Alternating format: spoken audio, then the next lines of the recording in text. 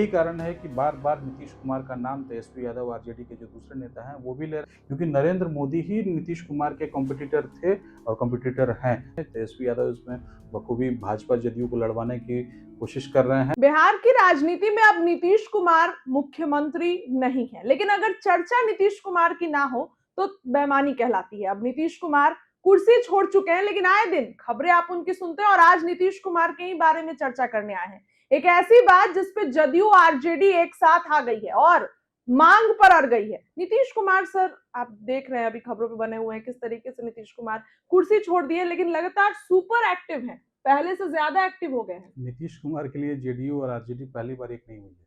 नीतीश कुमार को क्या है कि बिहार का सीएम छोड़ने के बाद से शुरुआत के कुछ महीने, अभी जो कुछ ही महीने बीते हैं, एक्सेप्टेंस नहीं मिल पा रहा है। नीतीश कुमार क्या करेंगे? नीतीश कुमार के कार्यकाल से सम्राट चौधरी के कार्यकाल की तुलना हो रही है। नीतीश कुमार आगे क्या करेंगे, इसकी लोग बात लगातार करेंगे, क्योंकि नीतीश कुमार ने एक लंबा टाइम बिहार में दिया है, बिहार के री इनकारनेशन को दिया है। बिहार जिस तरह से नया बना, बिहार में चीज़ें डेवलप हुई या बाकी सारी चीज़ें जो डेवलपमेंटल वर्क्स हुए, उसमें नीतीश कुमार का योगदान किसी ने, कोई भी इसको नकार नहीं सकता है। पॉलिटिकली उनकी जो वीकनेस रही हो, उनके जो स्ट्रॉन्ग पॉइंट्स रहे हो, वो कम्प्लीटली अलग बात है। लेकिन नीतीश कुमार ने एज ए सीएम कुछ तो किया है, और वो इतना ज़रूर किया है जो बिहार के लोग इतनी आसानी से भूलेंगे नहीं। ना बिहार की पॉलिटिक्स भूलेगी, ना उनकी पार्टी भूलेगी, ना उनके विरोधी भूलेंगे। यही कारण है कि बार बार नीतीश कुमार का नाम तेजस्वी यादव आरजेडी के जो दूसरे नेता हैं वो भी ले रहे हैं, और वो लेते ही रहेंगे। जेडीयू तो लेगी, उनके वो लीडर हैं, उनके वो राष्ट्रीय अध्यक्ष हैं, उनके वो सर्वे सर्वा हैं। बिल्कुल जो वो कह देंगे वही एक आखिरी लाइन हो जाएगी। लेकिन आरजेडी भी लेगी, कांग्रेस भी लेगी, सभी लोग लेंगे, क्योंकि नीतीश कुमार को अभी तक 20 साल 21 साल सीएम रहने के बाद से उन्हें वो सेटलमेंट नहीं मिला है। वो राज्यसभा एक सांसद रहकर सिर्फ आगे बढ़ते रहें या सिर्फ राज्यसभा सांसद के तौर पे काम करते रहें, ये किसी को पच नहीं रहा। सभी चाह रहे हैं कि इससे आगे बढ़ें। यही कारण है कि आरजेडी भी चाह रही है। आरजेडी हो सकता है कि कटाक्ष कर रही है, लेकिन जेडीयू तो चाहेगी ना कि उसके नेता को कुछ मिले। क्या मिलेगा इस पर अभी जब बात से नहीं। केंद्रीय मंत्री बनने की बात है, जब से जदयू बोल रही है कि नहीं डेप्यूटी पीएम बनाइए, केंद्रीय मंत्री कौन सी बड़ी? उनकी सोच यही है कि आप कम से कम नरेंद्र मोदी नहीं की कुर्सी नहीं, लेकिन उसके बराबर की कुर्सी दीजिए, क्योंकि नरेंद्र मोदी ही नीतीश कुमार के कॉम्पिटिटर थे और कॉम्पिटिटर हैं जो इलेक्टोरल पॉलिटिक्स में। कहने के लिए लालू यादव भी हो सकते थे, लेकिन लालू यादव चुनावी प्रतियोगिता से बाहर हैं, वो चुनाव नहीं लड़ सकते हैं, अपनी इस उम्र में नहीं लड़ सकते हैं। तो आज की तारीख में नीतीश कुमार के सामने नरेंद्र मोदी ही एकमात्र पॉलिटिकल कॉम्पिटिटर हैं।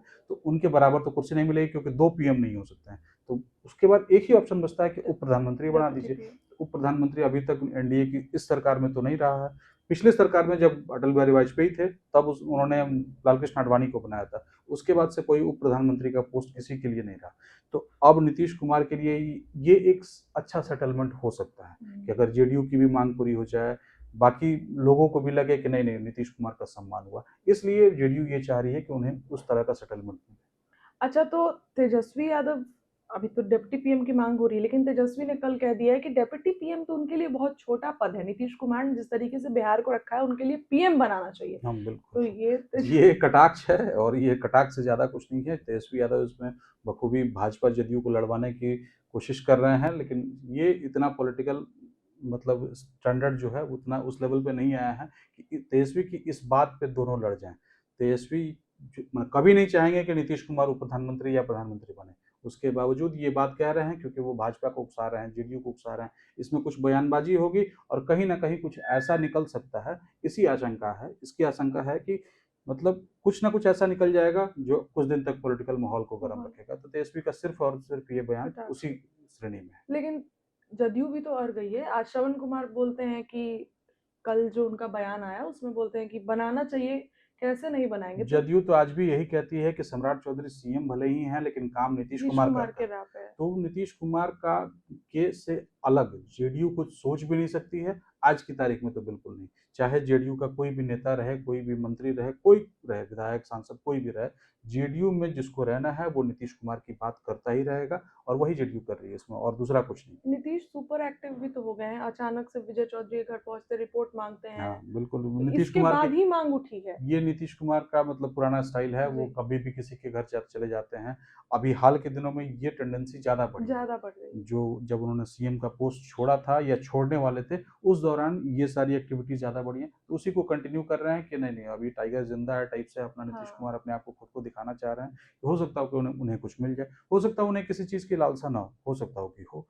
क्या है, क्या नहीं, ये तो बंद कमरों के बीच की बात है। लेकिन जो पब्लिक डोमेन में ये चीज़ें हैं कि जेडीयू हमेशा चाहेगी कि नीतीश नीतीश कुमार कुमार का एग्ज़िट और शानदार हो। शांत इस लेवल पर नहीं हो कोई इस्तीफ़ा देके राज्यसभा के सांसद हाँ। बन के रह जाए।